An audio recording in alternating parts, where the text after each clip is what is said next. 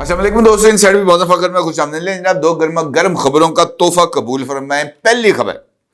पाकिस्तान तहरीके इंसाफ के साथ चलने वाले बैक चैनल मुज़ाकरात हो गए हैं बंद, खत्म हो गए हैं, नाकामी का शिकार हो गए हैं और खुद पाकिस्तान तहरीके इंसाफ ने बैक चैनल पर होने वाले मुज़ाकरात की नाकामी का एतराफ़ कर लिया है। और इस बात का, नाकामी के इस एतराफ़ का जनाब सीधा साधा जो है मतलब वो यही निकलता है कि इलामा अडयालवी साहब अपनी सजा की तकमील तक अडयाला में ही मुकीम रहेंगे और उनका अडयाला से बाहर आने का दूर दूर तक कोई इम्कान नहीं। और इस हवाले से मुमकिन तौर पर 6 जनवरी को जनाब इलामा अडयालवी के मुस्तकिल अडयाला में कयाम के हवाले से जो तस्दीक है, जो कागजात हैं, उनके ऊपर भी मोहर लग जाएगी। दूसरी खबर तो पहली खबर से ज्यादा मजेदार है और इस खबर के मुताबिक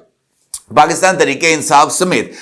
जो हुक्मरान इत्तेहाद है उसके कम से कम 6 लीडर्स ने, जिनमें फिलहाल चेयरमैन के तौर पर काम करने वाले जनाब बैरिस्टर गौहर भी शामिल हैं, उन्होंने इलामा अडयालवी को झूठा, सर्टिफाइड झूठा डिक्लेयर कर दिया है और पब्लिकली इकरार कर लिया है कि इलामा अडयालवी को बनी गाला मुंतकिल करने के लिए किसी तरह की कोई पेशकश नहीं की गई और इस पेशकश के हवाले से चलने वाली खबरों में किसी तरह की कोई हकीकत नहीं है। और अब अगर इन दोनों खबरों पर अगर राना सनाउल्लाह के चुटकुले और जनाब सरदार अयाज सादिक के तंज का तड़का लग जाए जनाब तो मजा ही दोबाला हो जाएगा। कैसे, आए आपको बताते हैं। अर्ज यह है जनाब कि बाज़ाब्ता तौर पर मुज़ाकरात के हवाले से कुछ कोशिशें हो रही थी बैक चैनल पे और इसमें ये जो पहली दफा पाकिस्तान तहरीके इंसाफ से बैक चैनल पर राब्ता किया गया था, ये जो मीटिंग नहीं हुई थी यहाँ पर इस्लामी ममालिक के सरबराहों की और वो जो हमारे जो थी ये जो हैं साउथ एशियन नेशंस के हवाले से, उसमें जो मुलाकात थी और उस मौके पर जनाब इलामा अडयालवी की जमात की तरफ से इस बात का ऐलान कर दिया गया था कि वो डी चौक पर धरना देंगे। तो उस मौके पर बैक चैनल राब्तों का आगाज किया गया था और उसमें पाकिस्तान तहरीके इंसाफ के साथ साथ उस वक्त जो है अहम तरीन शख्सियत जो एस्टेब्लिशमेंट के करीब समझी जाती है और वो शहबाज शरीफ की काबीना का हिस्सा भी हैं, यानी मोहसिन नकवी साहब, वो इस मेल मुलाकातों में पेश थे। और इस चक्कर के अंदर इलामा अडयालवी के सेहत के हवाले से जो मुख्तलिफ जो हीले बहाने घड़े जा रहे थे, क्योंकि उस मौके पर मुलाकातों पर पाबंदी आयद कर दी गई थी, तो हीले बहाने करके जनाब मुलाकात का बंदोबस्त किया गया और इमरान खान का तिब्बी मुआयने पर जोर दिया गया और खैर वो मामला सेटल हो गया। और उसके बाद जो बैक चैनल राब्ते थे ये चलते रहे। उसमें सबसे बड़ी जो जक पहुंची बैक चैनल राब्तों को, वो 24 नवंबर को इलामा अडयालवी की जमात की तरफ से ये जो फाइनल कॉल के नाम पर वफाकी दारुल हुकूमत पर जो लश्कर कशी की गई थी उस मौके पर पहुंची थी, क्योंकि उस मौके पर भी इलामा अडयालवी के साथ पाकिस्तान तहरीके इंसाफ के मुख्तलिफ रहनुमाओं की खुसूसी तौर पर मुलाकात भी कराई गई थी और इलामा अडयालवी की जमात को संगजानी के मुकाम पर धरना देने की इजाजत देने के हवाले से बात भी की गई थी। और इमरान खान बकौल अहम तरीन जराए के उन्होंने इस बात पर आमादगी भी जाहिर कर दी थी, लेकिन उसके बाद जो बुशरा बीबी हैं उन्होंने इस बात को मानने से इनकार कर दिया और उन्होंने डी चौक जाने पर जिद की, जिसके बाद ये जो बैक चैनल राब्ते हैं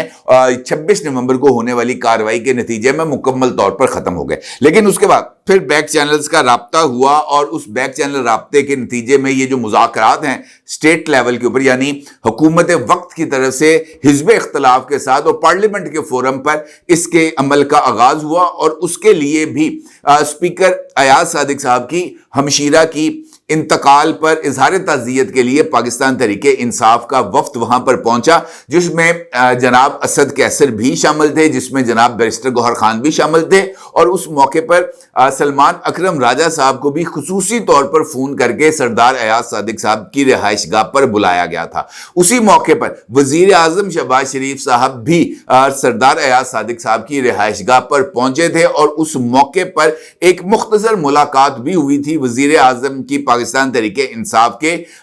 लीडर्स के साथ और उसके बाद ही मुज़ाकरात के अमल को आगे बढ़ाने का फैसला किया गया था। बैक चैनल के ये जो आखिरी मुज़ाकरात थे ये 19 दिसंबर तक ये मुलाकातें जो हैं वो जारी रहीं और उसके बाद रियासत और पाकिस्तान तहरीके इंसाफ के दरमियान बराह रास्त मुज़ाकरात का आगाज हुआ। 19 दिसंबर के बाद इस बात की तस्दीक आ गई है सामने कि जनाब किसी तरह की कोई मुलाकात नहीं हुई उसके बाद। अच्छा, इस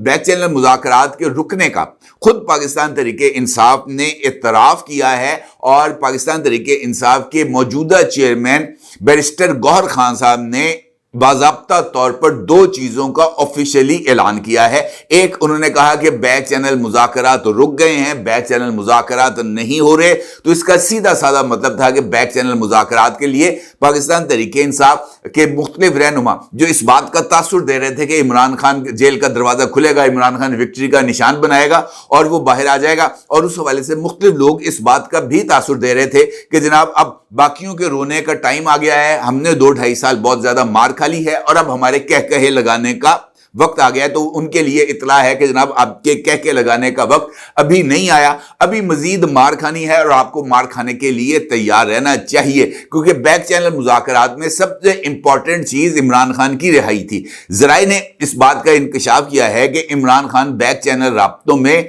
फौरी तौर पर रिहाई चाहते थे और उनको यह बात बावर कराई गई थी कि जनाब आपके लिए फौरी रिहाई का कोई इम्कान नहीं है। यह बात मैं आपको पूरी जिम्मेदारी के साथ कह रहा हूं। लेकिन उसके बाद ये तासुर जो है वो मुसलसल फैलाया गया सोशल मीडिया पर भी और मुख्तलिफ रहनुमाओं की तरफ से। खुद इमरान खान ने मीडिया के साथ गुफ्तगू करते हुए इस बात का एतराफ़ किया कि जनाब मुझे इस बात की पेशकश की गई है। पाकिस्तान तहरीक इंसाफ के बानी चेयरमैन की हमशीरा मोहतरमा अलीमा खान की तरफ से भी इस बात का ऐलान किया गया कि उनको बनी गाला मुंतकिल होने की पेशकश की गई है। अब पाकिस्तान तहरीक इंसाफ के चेयरमैन बैरिस्टर गौहर खान साहब ऑफिशियली इस बात से इनकार कर रहे हैं कि जनाब उनको किसी तरह की कोई पेशकश की गई। उनका बैरिस्टर गौहर खान साहब ने डॉन न्यूज के ऊपर एक शो में इस बात का इजहार किया कि 26 नवंबर से पहले उनके एस्टैब्लिशमेंट के साथ अच्छे राब्ते कायम हो गए थे और हालात मुस्बत सिमत में चल पड़े थे, लेकिन बानी पीटीआई की एक और केस में अचानक गिरफ्तारी के बाद ये राब्ते खत्म हो गए। इस वक्त बैकडोर चैनल में कोई राब्ते नहीं, सिर्फ हुकूमत के साथ बातचीत चल रही है। और उन्होंने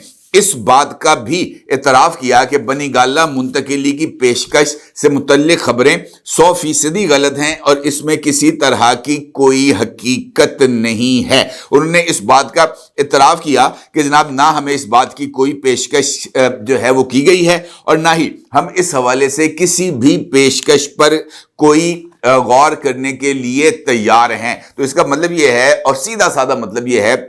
कि पाकिस्तान तहरीक इंसाफ ये जो इस वक्त ब्लफ गेम खेल रही थी, ये ब्लफ गेम उन्हीं के ऊपर उल्टा पड़ गई है। और जिस तरीके से मैंने आपसे गुफ्तगू के आगाज में इस बात का जिक्र किया था कि इल्लामा इडियालवी का जेल से बाहर आने का दूर दूर तक कोई चांस नजर नहीं आ रहा और 6 जनवरी को 190 मिलियन पाउंड्स केस का फैसला मुमकिन तौर पर इल्लामा इडियालवी के अडियाला जेल में कयाम ने मजीद तोसी के लिए मोहर तस्दीक सब्त कर देगा। और यह बात मैं आपको बड़ी जिम्मेदारी के साथ कह रहा हूं कि 190 मिलियन पाउंड्स केस के फैसले के बाद जो कुछ और चीजें हैं जो बड़ी खतरनाक अंदाज से इल्लामा इडियालवी की तरफ बढ़ रही हैं। अब इस सूरत हाल पे अगर राना सनाउल्लाह साहब निहायत खामोशी के साथ बैठ जाएं और वो कोई चुटकला ना छोड़ें तो मुमकिन नहीं है। अलबत्ता सबसे इंपॉर्टेंट तंज स्पीकर नेशनल असेंबली सरदार अयाज सादिक साहब की तरफ से सामने आया और मीडिया के साथ उनकी एक इंटरेक्शन हुई और वहां पर गैर रस्मी गुफ्तगू में उनसे पूछा गया कि पाकिस्तान तहरीक इंसाफ के साथ मुज़ाकरात किस नतीजे पर पहुंचेंगे। तो उन्होंने अज़राह तफन्नुन इस बात का जिक्र किया कि पाकिस्तान तहरीक इंसाफ के साथ जो मुज़ाकरात का हतमी राउंड होगा, जो फाइनल राउंड होगा, वो स्टेडियम में होगा और अवाम के सामने होगा, ताकि पाकिस्तान तहरीक इंसाफ और हुकूमत जो है वो मुश्तरका तौर पर जो फैसले हैं उनका ऐलान करे और पाकिस्तान तहरीक इंसाफ ये मुज़ाकरात जो हैं इनकी जिम्मेदारी ले। यानी सरदार अयाज सादिक साहब को अभी तक इस बात पर यकीन नहीं है कि पाकिस्तान तहरीक इंसाफ ने जो ऐलानात किए हैं वो उन ऐलानात पर कायम रहेगी या मुज़ाकरात के दौरान उनकी तरफ से जो भी अंडरस्टैंडिंग्स सामने आई हैं वो जनाब उसके ऊपर कायम रहेंगे। उनको इस हवाले से किसी तरह का ना कोई यकीन है और ना ही पाकिस्तान तहरीक इंसाफ की बात पर कोई यकीन करने के लिए तैयार है। अब मुज़ाकरात کے لیے جو باتیں سامنے آ رہی ہیں, اور یہ بات پاکستان تحریک انصاف نے اگرچہ تحریری طور پر کوئی بھی چیز ٹیبل کے اوپر نہیں رکھی, لیکن یہ جو مذاکرات کا دوسرا راؤنڈ ہوا اس کے حوالے سے یہ بات سامنے آئی کہ پاکستان تحریک انصاف 26 نومبر کے حوالے سے جوڈیشل کمیشن کی تشکیل چاہتی ہے. اب جہاں تک کیونکہ 9 مئی کا واقعات جو ہے وہ نہ صرف ازراہ وہ جو ہے نا کہتے ہیں کہ وہ سورج کی طرح ہے, ازراہ من شمس ہیں, سورج کی طرح وہ روز روشن کی طرح آیا ہیں, اس کے اوپر تو کسی طرح کی کوئی بات نہیں ہو سکتی. البتہ رانا ثناء اللہ صاحب نے اس بارے میں پوچھے گئے سوال پر کہ جناب کیا آپ کمیشن بنائیں گے, تو رانا ثناء اللہ کا یہ کہنا تھا کہ جناب کیا اس بات پر کمیشن بنا دیں کہ 26 نومبر کو ایک صوبائی حکومت جتھا لے کر آئی, اس نے وفاق پر حملہ کر دیا. اس کا مطلب یہ ہے کہ گورنمنٹ کی طرف سے یہ بات اس رد عمل کے طور پر کی جا رہی ہے کہ جناب اگر آپ نے کمیشن بنوانا ہے تو کمیشن صرف اور صرف اسی بنیاد پر بنے گا, اس کے علاوہ نہیں بنے گا. تو یہ گورنمنٹ کی طرف سے ایک اچھی اسٹریٹجی ہے کہ 26 نومبر کو اس بات کی تحقیقات کی جائیں کہ ایک صوبائی حکومت کس طریقے سے جتھا لے کر وفاق پر حملہ آور ہو سکتی ہے. اس کے ساتھ ساتھ رانا ثناء اللہ کی طرف سے یہ بات بھی کہی گئی ہے کہ اس اجلاس کے دوران جو کہ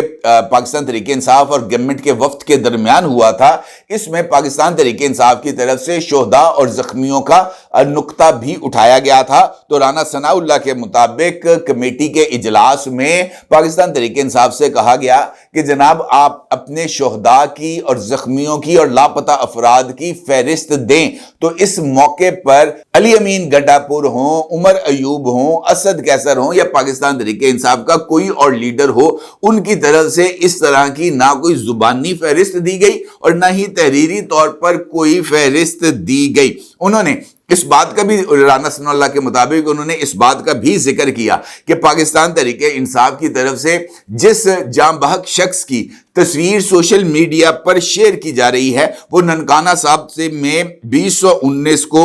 یہ جو 2 طرفہ فائرنگ ہے اس کے اندر جو اپنی خاندانی دشمنی ہے اس کے نتیجے میں قتل ہو گیا تھا. رانا ثناء اللہ کا یہ بھی کہنا تھا کہ چنگی نمبر 26 پر جلوس میں شامل لوگوں نے اندھا دھند فائرنگ کی تھی. بتایا جائے کہ صوبائی حکومت نے مسلح جتھا لے کر وفاق پر حملہ کیوں کیا, کیا اس پر جوڈیشل کمیشن بنا دیا جائے. ان کا یہ بھی کہنا تھا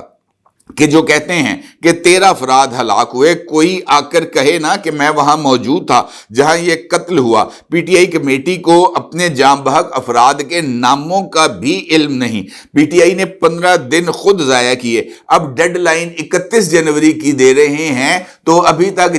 وہ جو تحریری مطالبات ہیں پاکستان تحریک انصاف کے وہی سامنے نہیں آئے, تو مذاکرات 31 جنوری تک کیسے ختم کیے جا سکتے ہیں. یہ ان کی یعنی گورنمنٹ کی طرف سے یہ موقف سامنے آ رہا ہے. یہ بات بہت ہی زیادہ وضاحت کے ساتھ سامنے آ چکی ہے کہ پاکستان تحریک انصاف اس وقت جو ہے وہ جھوٹوں کا ایک ٹولہ ہے, اور ان کی طرف سے کوئی بات ایسی نہیں جس پر یقین کیا جا سکے. اور ابھی ریسنٹلی شفقت محمود کا ایک جو پاکستان تحریک انصاف کے سابق رہنما تھے, اب تو انہوں نے پاکستان تحریک انصاف چھوڑ دی ہے, ان کا ایک پوڈ کاسٹ منصور علی خان صاحب جو بڑے سینئر جرنلسٹ ہیں ان کے ساتھ سامنے آیا تھا, اور شفقت محمود نے اس پوڈ کاسٹ میں اس بات کا واضح طور پر اعتراف کیا تھا کہ امریکہ نے پاکستان تحریک انصاف کی حکومت نہیں گرائی تھی. سائفر کے حوالے سے بیانیہ محض رائے عامہ کو پاکستان تحریک انصاف کے حق میں ہموار کرنے اور ایک پر اثر بیانیہ بنانے کے لیے یہ جو جھوٹ ہے اس کو گھڑا گیا تھا. اس کا مطلب یہ ہے کہ سائفر سے لے کر اب تک پاکستان تحریک انصاف کا جو بیانیہ تھا وہ محض جھوٹ پر مبنی تھا.